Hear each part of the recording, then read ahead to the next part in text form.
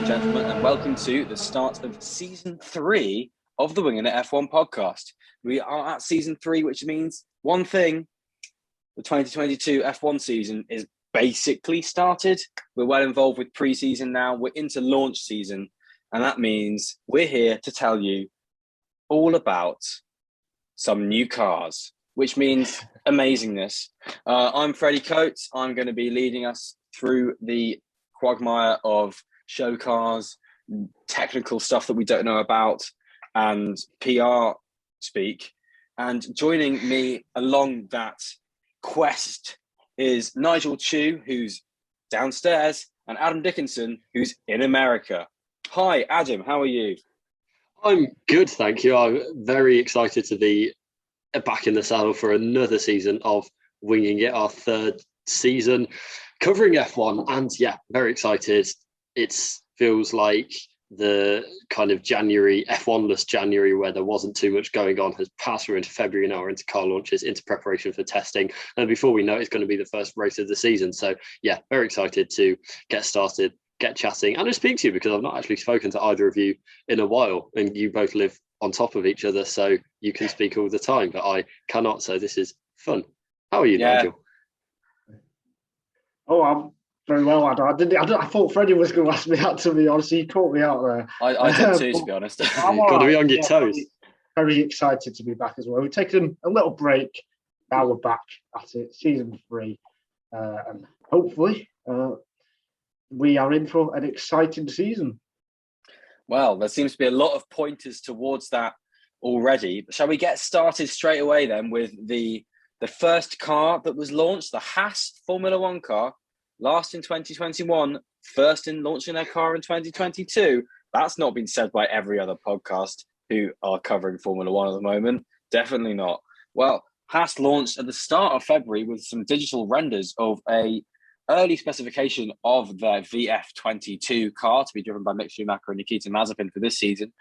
They spent the entire 2021 season basically in limbo of design, saying we're going to write off this year and focus completely on 2022. And first impressions from their car were that they've designed one and that they've focused a bit on 2022, but we know it's not going to be what we see. But Nigel, what's your first impressions from the VF22? I hope I've got the name right. I think it looks fantastic. I think already that set the tone for what the other cars will kind of look like. And I think they'll all look great. I think already they're much better than the previous generation of F1 car. With the nose, the slickness of it, that to me stands out a lot, and it's just something I quite like. So I think Haas, I think they set the tone for the rest of these car launches, and I think they're quite clever as well by going first, because it's the first real positive news to come from Haas for quite a long time. So I think it was a good move from them, and it was a good way to kick off the car launches, I think. Yeah, it felt like kind of the only thing they could do to grab the initiative and make kind of there be any interest around their team is that, yes, they are the first team to launch. I mean, the first thing, just kind of from all of these car launches, is immediately how old last year's cars look.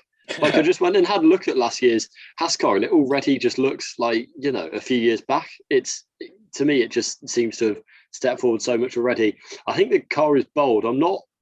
I don't know if I'm a massive fan of it. I think I was kind of more impressed aesthetically by the old one, but I think full marks for kind of going out there. We know it's not going to be the car that, they ultimately start running and testing. But for now, I think it's very striking.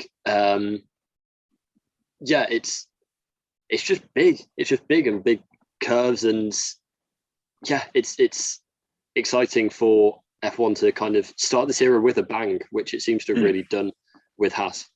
I think it is slick. I think that's exactly what you two are going for. I think we're talking aesthetically more than aerodynamically at the moment. But I kind of think the aerodynamics do add to the aesthetic in a really nice way. And the design with the kind of carryover from last year's livery with your alkali colours do really actually work quite nicely, if I'm honest, on this car. There are a few little tricks that and aerodynamic intricacies that I didn't expect, really. I thought we were going to get a show car from Haas in the way that we did from certain teams later down the line in this podcast. But we've got some really interesting side pods that are really narrow. We've got a triangular nose box. We got some little indents in the front wing that I really didn't expect at all. I thought that was a blocked off development part. So from my perspective, from an aerodynamic side, there's some nice little folds on there that hopefully will be developed in a very interesting way and give Haas, a step up to the midfield. Do you guys think? Do you think guys have any impression of any hope for a performance level from Haas this year? Adam, I'll come to you first. I think with the drivers they've got, I don't think they'll be consistent. I mean, to be fair, Mick put together some good performances last season. I think it's really hard to say, obviously, before testing starts and we actually see these cars. But I kind of think, I don't know, say just the kind of teams they're going to be going up against. I think they actually, like looking at the driver lines, they might be around there. I think compared to Williams, I don't think there's that much of a kind of drop. Obviously, it depends where Albon comes back. But, Williams with Alfa Romeo, again, I think Bottas will be strong. But Zhou, we don't know how well he's going to go. So I think kind of the cars that were at the back of the pack last season, I think there's a bit of a drop-off in drivers, but there's not kind of as badly as there would have been maybe if they were going up against, say, Williams last season. So, yeah, it's hard to say before testing, but I think the car will need to be competitive. I don't think they can, with the drivers they've got, I don't think they're going to be kind of, pulling magic results out of the bag that often. I think the car needs to be competitive. I don't think the drivers can outperform the car that much. I was just going to say on the technical bit, Freddie, from what you said, the reason they've got those intricacies is because of the bigger tyres, the wheel covers, and there's no barge boards this year, which is a massive difference. So that means the airflow is going to be completely different from the front to the back of the car. So I think that's why we're seeing these different, I guess, tricks we can call them from the teams, and we're seeing different approaches as well. And Haas have taken their approach, and other teams have taken something different. So that is why we've got these newer, I guess, developments which we haven't seen in F1 ever. And I think it's great. It's great to see that the design teams get this freedom, even though they thought that originally that the rules, they might be quite limited, but they've got this freedom to try these things out. It is quite a prescribed freedom, that is true. Simona Resta was saying something along those lines. Who's the Haas technical lead, and it is their first car they've designed from their Maranello design office, which means they're going to have some obvious Ferrari traits. Obviously, we've got Ferrari coming up next week, Ferrari, and hopefully next year, unless there's a really big change. But we've got Ferrari coming up later on in this week, and a lot of their engineers who had to be laid off because of budget caps now are working designing this Haas car. So do you guys think there's going to be a really, big kind of similarity to the Ferrari that we're going to see later down in the line? Well, that's a complete thumb in the dark question, but yeah, well, the rules said they're not allowed, are they, after the Racing Point Mercedes debacle? But we have shared drive with listed parts this year now. Yeah, I think it wouldn't surprise me if 50% of the Haas is taken from what the Ferrari design will be. That wouldn't surprise me at all. There was one point that the race made that this Haas has, or at least the render that they've shown has push rod suspension, and they expect the Ferrari to have pull rods. So, but again, that could be something that changes by the time these cars take to track. I think so. I think it's one of the ways of getting around the budget cap, and yeah, I can see there being that obviously within the rules, but I think there's more scope for that now, and I can see that becoming a factor, and that should, it really should help Haas. And that's, as I say, that's kind of where, if they can get a car that is kind of competitive in, the middle of the midfield, I think that's where that'll help them be picking up points. Yeah. I know you've touched on the drivers already, Adam. So Nigel, let's move on to you for a quick word on Mick Schumacher and Nikita Mazepin, both entering their second year of Formula One, which is really where, there are no excuses now. We always say this about your second year. with an F1 driver, and some drivers can thrive and some drivers can dive. So obviously Mick had a solid year last year in difficult situations. He was a bit more on the ragged edge later down the line, had a few more crashes later on in the season than the reputation for Mazepin let on. Where do you think he should set his sights this year? And do you think that Nikita Mazepin really needs to sort of really start performing, or do you think the money has him covered? I think the money's got him covered, quite frankly. I think it doesn't matter how bad he performs, unless he crashes literally every single weekend, which he doesn't. He does keep on the track. He's just well off the pace, unfortunately. And I expect that gap to be similar this year. I think there will still be that 8 tenths, 1 second gap in qualifying and during the race as well. But for Schumacher, I think if he can get his first points, which I believe he will get that chance, I think that'll be a massive step. I think for any F1 driver, that's a massive accolade. So I think that he should be targeting that if Haas have the car, which they should be closer to the midfield, really. So I think if Schumacher can maintain the gap difference, which he had last year, and if he can show a bit of his racecraft, I guess, because last year he wasn't able to fight anyone, if he can get his elbows out when he can, that's what he should target this year.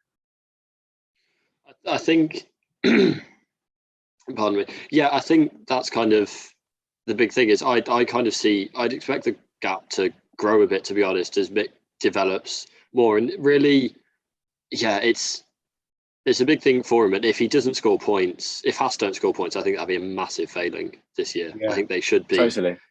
Yeah, after kind of all of the messaging that's come out of the team, if they're not scoring points, and that's massive questions raised. But on Mazepin, I don't think it matters how well or badly he performs, as long as his dad's performing well financially. I think that's the big indicator of whether we'll stay in the team or not.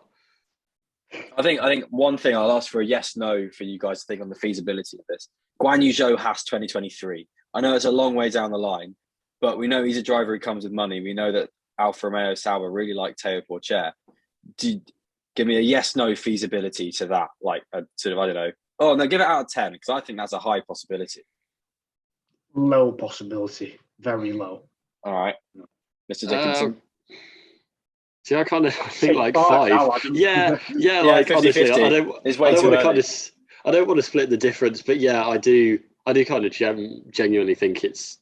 I can see the situation where it was happen, or I can see the kind of way that the ducks would line up for that to happen. But equally, it still surprised me. I think if it did happen, is the best way I can put that.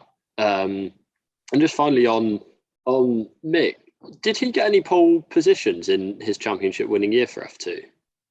I don't remember. I don't think he did. Oh, I think I mean, he might have started some. He probably did some reverse. I just remember he won 2 feature races, Monza and Sochi. Yeah, but he drove to them, was my memory as well. So I don't think he did, based on that. Well, that's something he can improve. Well, I guess he's. Yeah, but I think also that's interesting in the so far we've only been really to. Yeah, so far we've only been really able to tell off his qualifying gap and race pace, but actually when obviously qualifying kind of wasn't his forte in the season that got him to F1. So I think when it will be interesting to see how he goes when he does get into kind of being able to fight other drivers, because in theory that should be kind of his biggest strength coming out of F2. That's a very good point to make. Moving on from some we seem to think secure drivers to one definite secure driver at a team, and that is the Oracle Red Bull Racing Formula One team, who didn't really necessarily have a car launch, but definitely had a team launch to their 2022 season. Obviously, they have the reigning World Drivers' Champion Max Verstappen on their books after their best season in 6 or 7 years last year in 2021, where they clinched the Drivers' Championship, not the Constructors, but no one seemed to care about that at the end of the day. If you didn't notice, they've also got Sergio Perez on their books, and they have the same livery, which I'm okay with. because I really like it. I think if we look back in 20 years' time, we'll go on about how that's one of the modern day classic liveries in the same way of the chrome McLarens and those kind of cars, in my opinion. But what's your overall impression on what Red Bull have laid on the table, Nigel? Adam, Nigel. Red Bull always looks good as well, Freddie. You know, I know people complain saying, "Oh, it always looks the same every year," but I think it just always looks good in those colours. There's something about it that works. So on the livery, which is the only thing which we can comment on because they used a show car and stuck the Red Bull colours on it. I still think it looks good, and I'll be saying that over the next 25 years if they stick with it. Well, that's this podcast for the next season 28. I think. I mean, cue the Spider-Man memes of all of them pointing at each other. But beyond that, I think it's kind of. I didn't like it. I don't know. I think a few years ago they kind of passed the point where they'd done it enough seasons that it stopped being boring and started becoming iconic for me. And especially now having that link between Verstappen and Vettel in terms of the imagery of it. I guess even going back even further than that. Just about. There's kind of there's I don't know. It looks fine. It's cool seeing the one back on the grid, which I kind of forgot about until someone pointed it out in the comments. But yeah, I mean, you know, it looks fine. The Oracle goes well with the car, I think, and yeah, that's kind of, I don't know. That seems kind of all that can be said about it for me. Yeah, I totally. We can't point to any aerodynamic flicks or tricks because Adrian Newey is keeping his cards close to his chest. He did do a few bits of B-roll and stuff like that when he said, these are the biggest regulations since 1983 in Formula One. He's been working in F1 since around that time, and that's a hell of a statement to make. Him basically saying what these rules are, which is a move back to ground effect, essentially, which was ruled out in the early 80s because the cars were getting too fast for the safety procedures they had back then. They decided, the best way to do this is to peg the cars back.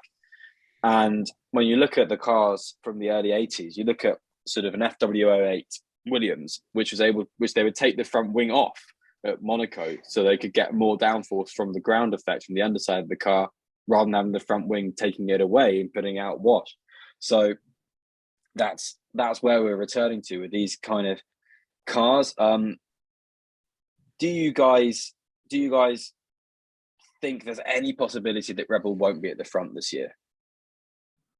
I think there's a possibility, yeah, but I think it's unlikely. I mean, I don't think even 2014, which when Red Bull had a rubbish engine compared to Mercedes, Ricciardo still won 3 races. Yeah, and they won a race every year apart from when was that? So they didn't 15. They didn't win a race. 15, yeah.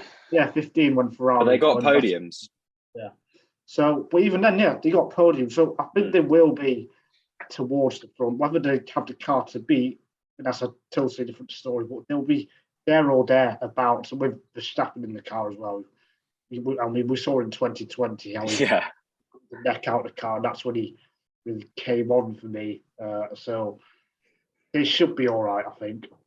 Yeah, I think it's the same with me. The only way I can see them not is if there's a team that's like Mercedes but even more dominant. Like that's kind of, I think if there's any group of, I think they'll be in the top 3 or 4. It's just kind of what the gap is from 2, 3, and 4 to number 1. Yeah. I think that's the only question for me, but I think they'll be in the top 3 or 4 regardless. And going from car number 1 to car number 11, Sergio Perez, his second season with Red Bull Racing. I think really, to a lot of people's eyes, Sergio Perez kind of opened up the quality of Verstappen, A, and the intricacies and difficulties of Red Bull cars of late to drive, being B. So do we think, in a similar vein to the previous questions about Schumacher and Mazepin, do we think there's a lot for Sergio Perez to do in his second season with Red Bull to keep that drive? I mean, it's the first time Red Bull haven't had a 3 on either of their cars since 2013, which is a fun fact. Beyond that, yeah, is it? Yes. I think as long as he stays at the level he did last season, I think he'll be okay. It's a kind of weird one because for a lot of that, it depends on where the pressure is coming from below, namely AlphaTauri. But I don't really see anyone stepping into that car kind of from the Red Bull Junior team next season anyway. And I don't really, if you're looking for a kind of, journeyman, veteran, solid, reliable performer for your number 2 driver, I think Perez is the best out there. So yeah, I think he just has to perform at the same level, really. I don't think there's that. I think there's a lot less pressure on him going into this season. So as long as he kind of gels with the car, unless he has a kind of, I guess, Ricciardo at McLaren season, then I think he should be okay. Well, I think last year the consensus was the Red Bull was a lot easier to drive than the 2020 and 2019 cars, which Gasly and Albon struggled with. So justice for Albon. Well, yeah, especially Albon. if Red Bull build makes a car, look better. That if Red Bull build a car which is difficult or edgy to drive, that is Perez's biggest problem, I think, because then he could fall into the same trap of Albon and Gasly, and then Red Bull will likely replace him, I think. So I think it's important that Perez in particularly gels with the car, like Adam says. But yeah, other than that, it's going to be difficult to close the gap to Verstappen because Verstappen's only going to get better at his age. Whereas Perez, I think he's found the limit of what he can do in F1, really. So it's going to be quite difficult to improve on last year, personally, I think. I think Perez is saved by the fact that, like Adam, you said, there isn't really an immediate successor to that seat. Pierre Gasly clearly can't do anything else to win over Red Bull bosses unless he's clearly performing ridiculously in that AlphaTauri. And the only driver I can think that could maybe replace them would be if Alex Albon does a stunning job in the Williams, because they seem to absolutely love him at the top for us in Red Bull, really love Alex. So that's the only driver I could think of to replace Sergio Perez from their perspective if I try and get in their heads, which is not a nice thing to do. But that's all I can really consider. I think really, there's a bit in Perez, but there's a bit in Red Bull. And, they've got their hand in hand together to see how the season goes. It's really interesting you say that, because I was about to ask, if Albon has a kind of George Russell season at Williams, do you think there'd be any possibility of rehabilitation?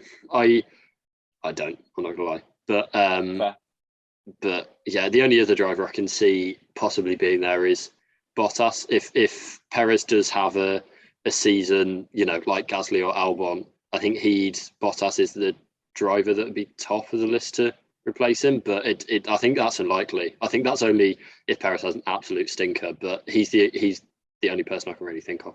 One of the main reasons, obviously, Red Bull did such a frilly launch was to announce to us all that they now have a new title sponsor. Now we have Oracle Red Bull Racing, which means that the small sponsor they had on the side of the car last year, Oracle, which were a last-minute deal before the start of the season, have really enjoyed their time being partnered with Red Bull and have decided to throw a fair chunk of money at them. The rumored deal is a 5-year deal of $500 million, $100 million a year, which essentially covers 2/3 of their budget per year, which isn't exactly shabby. What do you guys think of that? Fair play, pretty decent going from Red Bull. Nigel? Yeah, I didn't expect it. I'll say that I didn't expect Red Bull to have a title sponsor. I don't know what there is to say about a sponsor, really. It is a lot of money. You don't really need it, but it's going to be a bonus, I'm sure. It might help Max Verstappen with his next contract at Red Bull if he stays. So just a massive chunk of money, isn't it? I thought it was like the Matrix thing, and that they were partnering with the Matrix film, except they messed up because it came out like months ago, and then they just screwed up the dates for that. But it isn't. It is Oracle, the company, not the character. It's huge. It is absolutely huge, and I'd be interested. I think the winning the championship will have been absolutely huge in this. like, obviously I don't know, we're not kind of insiders to the business, but having that, being able to partner with the current world champions, that's got to be worth so much money when you're weighing up something like this. So I'd be interested to see the, you know, parallel universe where the last few laps of Abu Dhabi don't happen and Red Bull don't win, and then whether this actually comes through or whether they stay kind of in the role they had last season as well. But yeah, it's you know, it's massive. They've done working sport before, they've done sailing in the American Cup. So yeah, it's kind of them expanding a bit and putting their name to one of, you know, the more successful sports teams over the last decade. I think from a bigger perspective, for F1, it suggests these big sponsors do think F1 is in a healthy state, which is a good thing, which is why they've chosen to do. So we've not seen a sponsor deal this big for a very, very long time. So it'll be interesting to see if any other teams do something similar in the next few years. Perhaps Red Bull will be the only team to do this for the next few years. So I guess that's the most interesting point from it. Well, yeah, I think tagging on to that is that Red Bull have proved that to other companies that could potentially be sponsors, Oracle, I should say, have proved that they obviously feel from a toe in the water year that then there's a lot more to gain from this. And if you're already an existing sponsor in Formula One, then you could look at that and go, well, we're doing this. But to be fair, they've thrown more in and got a lot out of it already from coverage. To be honest, Oracle, I think in the past week, have got more coverage than they did as a year as a sponsor from this deal. I think, in my opinion, I've seen more about it. Probably right. And when that becomes eyes across the season, that's going to be huge. So I think there could be an argument for a lot of current sponsors to go all in with a few things. Like, I don't know, Williams announced today they've extended a long-term financial deal with the Financial Times newspaper. We could be seeing the Williams Financial Times F1 team later down the line. Do you think there's parallels with the Ineos deal with Mercedes? That's the only other one that I can think of this kind of magnitude. And I think it'd be fair to pair those two together. Really, obviously there are like differences in terms of Ineos buying the stake in Mercedes, but I think in terms of two absolutely mega companies that, you know, they're kind of, I guess as brands they're not huge, but as companies and what they turn over, absolutely, you know, in the big hitters, and kind of buying into F1. I think that's huge for F1, and it seems positive. I think now you've raised that, there's a good argument to put a pin in that and see later down the line if they get a stake in Red Bull Racing. And it's no surprise that those two big companies, Oracle and Ineos, they've chosen the two best teams from last year because they want to be part of those winning cars. They want their name on a title or race winning car. I think just to round this off from my end, like that's where the cost cap just seems very significant. In that now, obviously, they're partnering with the teams, but it's not going to give them like such a huge advantage financially that it would have a few years ago. So I think it's kind of the regulation showing them. It's very good for the any staff member will get, you know, much more comfortable bonus at the end of the year, hopefully. But yeah, sponsorship aside, let's move on to a bit of a mouthful of a team who have also got a new title sponsor. They're all over the place. When you think about I need to get this right, give me a second. The Aston Martin and Aramco Cognizant F1 team, who had their launch the other day as well. They've got two title sponsors in Aramco and Cognizant, which, you know, we don't really need to talk much about. I just, you know, it's just a long name. But the Aston Martin, I think, for me, is the most interesting car that has been launched of the 2022 season so far. I think it's safe to say that with the Rebel being a show car and the Haas being a very early onset specification of a render, for me personally, I wasn't, you know, overwhelmed with the new 2022 regulations yet. But then Aston Martin came out with their car, and you look at it and you think, oh my goodness me, what the hell's going on here? There's so many different opportunities that were there that I didn't anticipate at all in my not being a technical director for a Formula One team mind. And I think it looks mean, and I'm really really excited by that Aston Martin car. Nigel. Absolutely. It's the most exciting car launch so far, I think. And I think from a technical point of view, again, the nose is higher than Haas, which surprises me because I would have thought you want the nose to be low because of the ground effect, with ground effect going back into F1 this year. And then the side pods are really fat, which probably means, again, They're low. They're low. Yeah, low and fat. They're low. It's like 2 floors. Yes, they got like a double floor, which is really unusual. So it's just, I think that is the car. I think that they are the team that's shown the most of the actual 2022 car, and there's already visible differences from the Aston Martin compared to the McLaren and the Haas.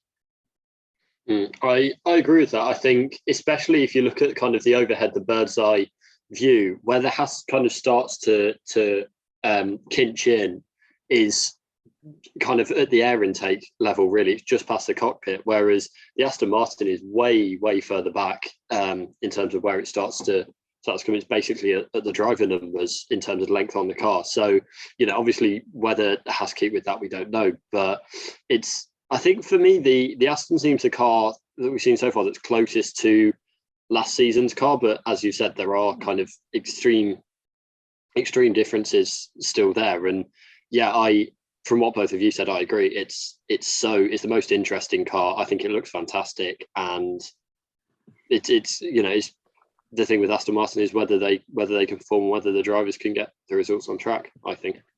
So I would say the opposite about what you're saying about similarity to last year. I'd say the Haas is way more similar when you look at the tight zero concept at the back.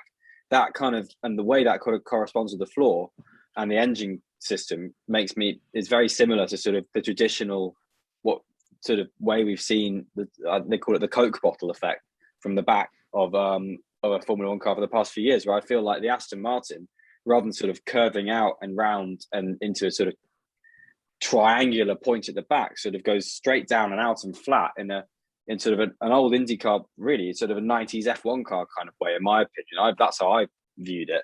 I just think the way the Haas kind of like bows so much, the way the top of the front ring just rises up so sharply and then kind of going further back, it's almost a teardrop shape. That's what the Aston Martins look like on track today, to be fair to them. They've done a few shakedowns and the front wing has been really high up off the ground. Yeah, and a lot of that has been exaggerated in recent years by such aggressive rake concepts, meaning they point the front wing at the ground and it's millimeters away from the ground, whereas it looks like from these cars that there isn't going to be so much of a dependence on rake as a concept, which means that at least for the first few weeks of seeing these cars, we're going to be looking at the front wing thinking, God, that's going to go into the sky.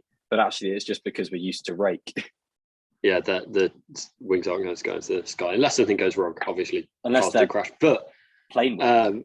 Yes, that's true, actually. I guess I think the old cars, I guess boxy is the word I'd use to describe them from what kind of look at them last season. And I think the Aston Martin just seems to have a bit more of that boxiness about it. But it's not, we can't, as we keep saying, it's when we see them go on track, and whether it's also how radical do you want to go, is because there will be teams that kind of break off more than they can chew or kind of go too far and it doesn't work out. So it'll be a very interesting one to follow. Yeah, the big question with the double floor and everything else they have is, are they taking a risk, or are other teams that we haven't seen yet, are they going to follow what Aston Martin have done? That's the big question. That's what I'm looking forward to seeing. Will Ferrari, Red Bull, Mercedes, will they have similar concepts? And if they don't, and Aston Martin want to just say the only team to have this kind of concept, then, well, it can either make or break them, quite frankly. Yeah. We don't know where we're going to be concept-wise. We don't know if we're going to get 7 or 8 concepts, whether we're going to get 2 concepts, whether we're going to get a giant killing concept like you did back in the day with a double diffuser, that kind of thing. We don't know, and that's really exciting from an F1 fan's pre-season perspective.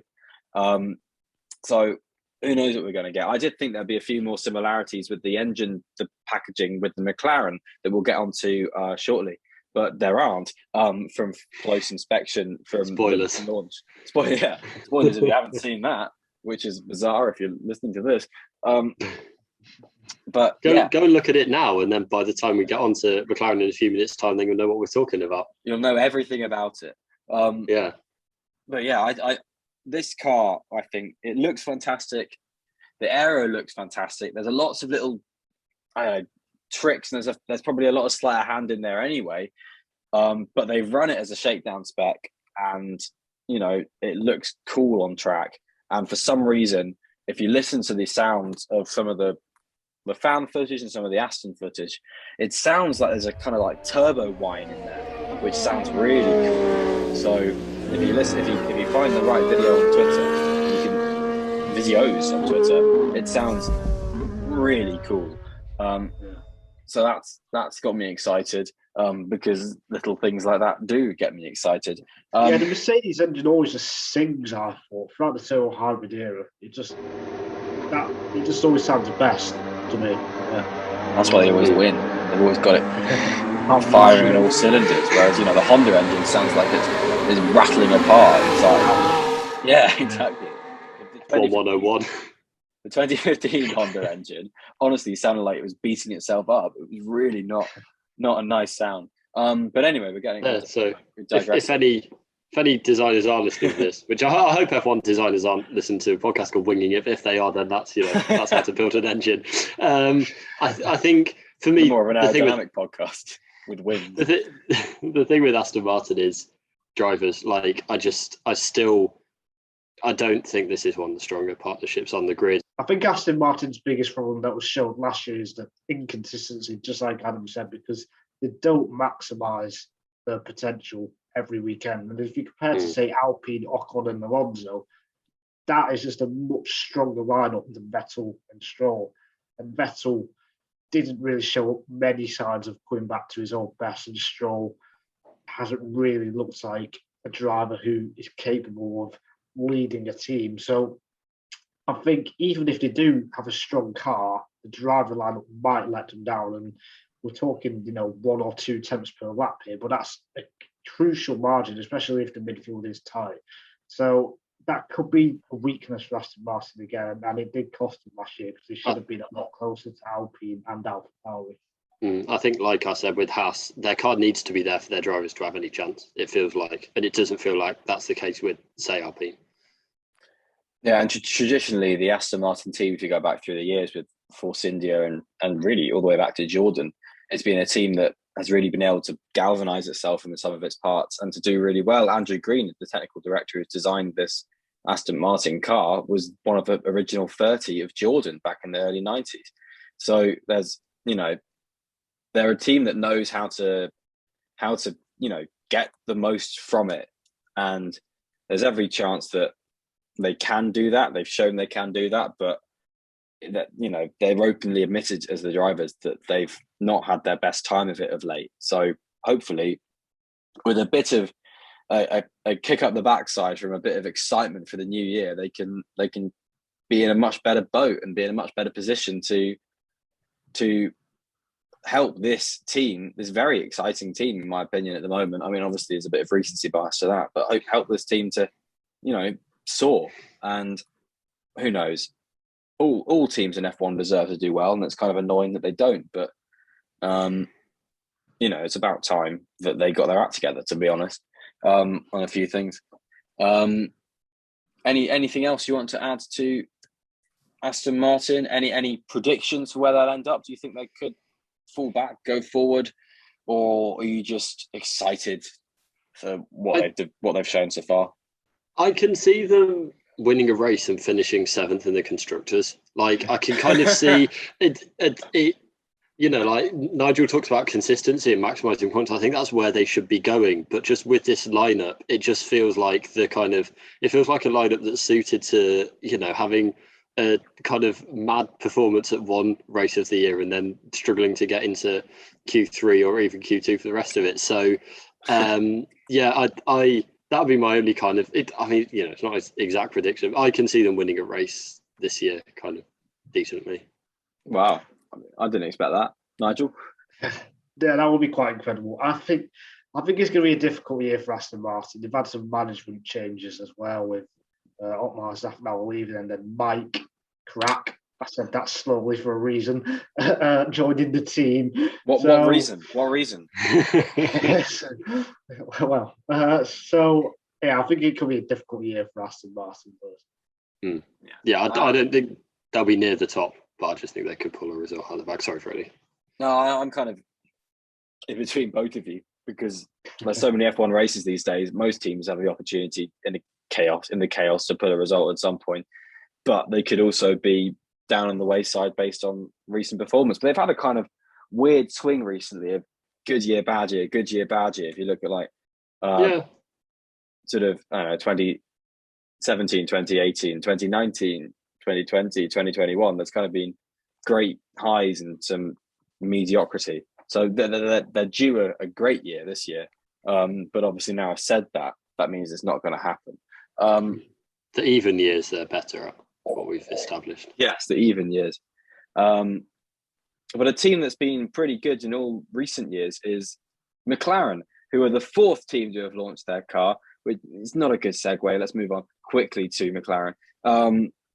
They did a whole big team launch the way it should be done. They've got a racing dynasty with McLaren Formula E, Extreme E team, maybe Formula E down the line. McLaren Extreme E, McLaren IndyCar, McLaren Shadow, their esports team, and as the finale, the McLaren Formula One car, which is essentially a rebranded McLaren team once again, retaining Daniel Ricciardo, Lando Norris, and a car that very much you look at and go, yeah, yes. I think that was kind of my reaction. The noise I kind of made when I saw it was yeah, not a wow, not a ooh, but yeah. And that's the glory of podcast journalism for you there, right there. But yeah, Adam, what sound did you make in reaction to the McLaren? I think this, that is. I think Ellie Jane tweeted that basically, and that kind of sums up my thoughts on it. It nailed it really. It's like going to the Gulf is good, but I just think they could have done so much better than they did last season. I think, firstly, Freddie, the synergy of all of the teams coming together and being more under one brand is something you've been championing for a while. Yes. So yeah, it's kind of exciting for you, I guess. I've won. Yes, you have. You've won McLaren. Yeah, and I agree. It's not. I don't think it's amazing. I think it could look better on track. In fact, I think it will look better on track, which is what happened with the Williams last year. But I don't know. It's a Gulf which people wanted, but it's not the Gulf. Half Gulf. It's not the Gulf people wanted, but it's one of those. I think it doesn't look amazing, but the kind of more substantial thing and the more interesting talking points are the drivers. But I'll let Nigel talk about how the car looks first, because I know he loves a pretty car or an ugly car, except he doesn't like them. It's not an ugly car. I think it looks good. I think the delivery looks good. Yeah, I think it looks okay. Yeah. Not as good as the Aston Martin, but it looks good. Yeah, Aston Martin's the winner so far. I think there's levels of the McLaren that they've actually gone for it a bit. Like they've incorporated design into the wheel covers. They've incorporated design into the DRS actuator. They've incorporated design into the halo. And they've actually gone for it with the Formula One car rather than to just packaging it. So they've gone for it, and I respect that, and I like that, and I do agree with you, Adam. I think it will look better on track because a side-on view of an F1 car always looks bonkers. So on track, I think it will look better with helmets in it. But sorry, Nigel, I've hijacked you. That's a really bad insult to the McLaren drivers. Oh, you mean racing? Oh, okay. Sorry. I was just going to say, perhaps interestingly, it's the first team that we've seen that've got the pull rod suspension rather than the push rod. Now, how big of a difference that makes, I'm not too sure, but it creates the airflow from the car will be totally different. So they've again got a completely different concept. So yeah, I don't know what that means, but it's an interesting technical point. It's more of a traditional suspension, isn't it? Yeah. But who knows? I guess it depends what they're trying to do with the airflow. With the opposite style would be more to push the air sort of over the car. They want to push the air under the car now. Flow to the up to the floor. Yeah. Sorry. Yeah, they want to send it to the Venturi tunnels underneath the car a bit more, which is interesting. You'd think more would go for that, which is what you were saying earlier on, wasn't it? Yeah. So, it surprised me more teams haven't done that actually. But we'll see if more teams do. We will see, because to be honest, no one tells the truth, and they all go on about the fact that this is our car. It's like, nah, it's not your car, and that kind of stuff. I know I did just go on a whole thing about Aston Martin being shakedown ready, but McLaren have openly said some of our car is real and some of our car isn't, but we don't know which. We don't know either. No. What all I will say is we've got our fourth different side pod concept, and we've got arguably our fourth different wing mirror concept. They've got some curvy wing mirrors, which is kind of weird. I don't think I've seen that before. But I'm just pointing out little bits. You might be able to tell that we've recorded this just after the McLaren launch, so we haven't really been able to delve too deep into it, apart from Nigel, who's obviously studied the suspension in great depth. But yeah, obviously they've kept Lando Norris and Daniel Ricciardo. Lando, who has just signed a contract extension to 2025. It seems to be, as last year we were talking about, there seems to be a competition to who had the longest contract in the F1 grid, whether it was Leclerc or Ocon or Verstappen. But now it's Lando Norris all the way up until 2025. Do we think he's right to have put all his Formula One contract eggs in the McLaren basket? Adam, I'll come to you on this because I think Nigel's going to say no. Do you think it is? Do you think it is putting all his eggs in the basket? Because he'll still. No, we'll have some clauses. Yeah, but also, how old is he now? Is he 22? He's 22. He's 2 months younger than me. Yeah. So, I don't think 4 years and he'll still, I think he's got the pace within still be himself 22. He'll be kind of coming into the prime of his career, I guess the traditional prime. So I don't kind of see it as putting his eggs in the basket for the start of this design era and seeing how it plays out. And if McLaren are off the pace, then it could be 4 long years. But I don't think they will be. But yeah, I don't think it's kind of as huge as that. He'll have options coming off the back of it if McLaren haven't performed, and it's not kind of shackling himself down for the massive amount of time. I think anyway. Maybe I'm not. I'm so surprised with the timing of it. I thought he would wait until the season starts to see where McLaren are, but as you guys well said, there are surely some release clauses in there to say if McLaren don't finish in the top 5 of the constructors, for example, then he can go elsewhere. He's definitely going to have a bit more money probably. And I think McLaren are the big winners because I think Norris, we all think, was outstanding last year. And so if he can lead the team or lead the team with Ricciardo, then McLaren are the winners because they're going to have him for another 4 years. So good news for McLaren. Norris and McLaren is a great fit. I think the relationship works really well. It's a bit like Verstappen at Red Bull. And if Norris can become the first McLaren world champion since 2008, that'll be huge. Well, that'll be the moment of his career as well. So that's possibly somebody he's got his eye on. And doing it as a Brit. Yeah, exactly. So if he can do that, then it'll be the highlight of his career. Yeah, being world champion would be the highlight of his career. Yeah, I think McLaren do seem to have. I don't know. I'd like to think, and I have faith that they've moved past the kind of really bad Alonso years. I think they are kind of definitely pushing from that, and just on the kind of timing of the contract. Realistically, I mean, unless there's kind of news about this that I've missed, it could have been signed any time in the off season. Really, I think. Yeah, it's exactly. It makes sense. They only just did it last year, and so. Yeah, Lando did on the sort of press conferences around that announcement, Lando did allude to the fact that Merck and Red Bull had sniffed around to see his availability, to see his reasons for staying at McLaren, and whether he would be whether they would be able to coax him into a drive if necessary and later down the line. And I think really, again, Lando's probably gone to McLaren and said, "Hey, look, these guys want me. Give me more money," and he can get more money, because what he had last year was a contract extension. It wasn't a contract really kind of rewrite, whereas this has been a bit more of a contract rewrite, and he's probably just managed to bag himself a lot more money, which, to be honest, his season last year has kind of earned him. So really, there's probably a lot of financial impetus into this, and as he deserves, because he has been the driver in Formula One of 2021, in my opinion.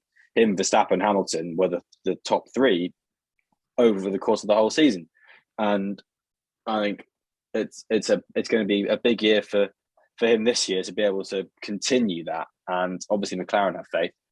McLaren also have faith in Daniel Ricciardo, but do we have faith in Daniel Ricciardo? Give us your opinions. As much as I didn't last year, I do have faith in him. I just don't see how we can have another season like he did. We've got completely different regulations. He's had the winter break to think about things and come back. So there's no excuses anymore at all. There weren't any excuses last year. Well, there's absolutely none this year to not perform, and he has to at least match Norris. So I think it'll be better whether he does match Norris. I think he will. I think overall he will. I'm very conflicted. I think it's just that he had so long last season, and it kind of felt like there'd be the news stories about like, oh, he's not at one with the car or whatever, and he'd do interviews saying that, and just, but we're figuring it out. But it never got to the stage where they did figure it out, and they had a long time last season to do that. I know it's different with racing compared to the off season, but I think, I mean, like you say, he should be better. It'd be really damning if he isn't, but I'm not sure. If he doesn't, then he might not be an F1 next year. If he has another season like last year, he'll be. Oh yeah. But I don't see him being at Norris's level, to be honest. I don't. I hope I'm wrong, really, because I hope that, Ricciardo's one of the most likable drivers, and McLaren, I want them to do well as a team, but I don't know. I just can't see it. What do you think, Freddie? I'm leaning more towards your opinion, Nigel. I kind of feel like there's no way he can have a season like this, and I feel like he's been an excellent driver for so long. There's no reason for him to not be good again, if that makes sense. He showed very good peaks in 2021.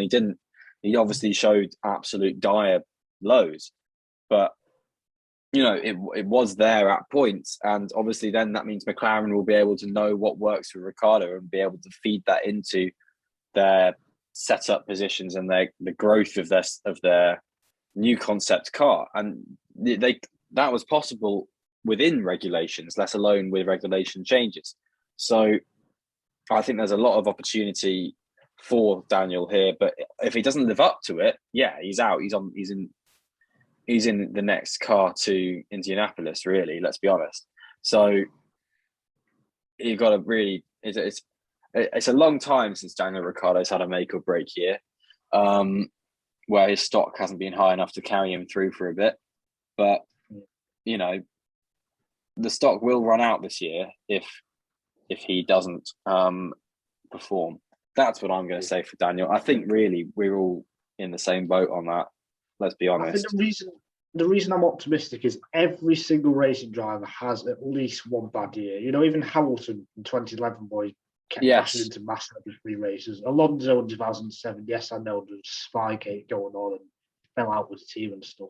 He still won races, to be fair, yeah. He did, but no, exactly. He just became double world champion, and he didn't live up to the expectation. So even these great drivers have bad years, and Ricciardo, other than last year, hasn't really underperformed in F1. I'd say yes, 2018 you could argue in the second half, but I think I'm confident last year was his one bad season, and this year we're back to some kind of level. quickly, I hope you're right. just to round off this, do you think McLaren will win a race this year? Yes or no? Martin will win one, so surely McLaren will win one. I think they've got more chance than Aston Martin, but I have no idea. I have no idea if someone's going to take a charge. So I'm going to say yes. I'm going to say yes. Yeah. And hopefully it's Norris, because Norris deserves to win one. Yes, I agree. But yeah, well, that really is us coming to the end of our launch season part 1, pre-season podcast series, season 3, Winging It F1 podcast collection bonanza. We've got 4 launches coming up in the week to come. We've got AlphaTauri on Monday, Valentine's Day. We've got Williams on Tuesday the 15th, Ferrari on Thursday the 17th, and Mercedes on Friday the 18th. We've got some big hitters coming now, boys. So of those 4, who are you most excited to see be launched? Adam?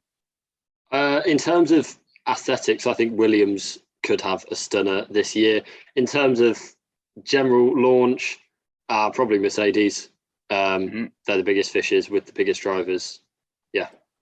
Nigel? I think Ferrari. I really think this could be Ferrari's year now. If they do show the 2022 car, then I'm really interested to see what they've got up their sleeve. I suppose that means I'm left with as well. It could be. I suppose that means I'm left with AlphaTauri. So can't wait to see the new AlphaTauri, guys. Oh, come on, Pierre. We love Yuki. Yeah. So in all seriousness, the Mercedes. But anyway, we'll be back next week to go through those cars, and who knows, maybe there'll be some surprises in the F1 news sphere for us to jump on and claw apart with our little hyena attacks. Yeah. Sorry. What a great episode. Hope you enjoyed listening, and goodbye. Hope you enjoyed listening. Yeah. Bye, everyone. See you next week. We've been the Winging F1 podcast. Goodbye.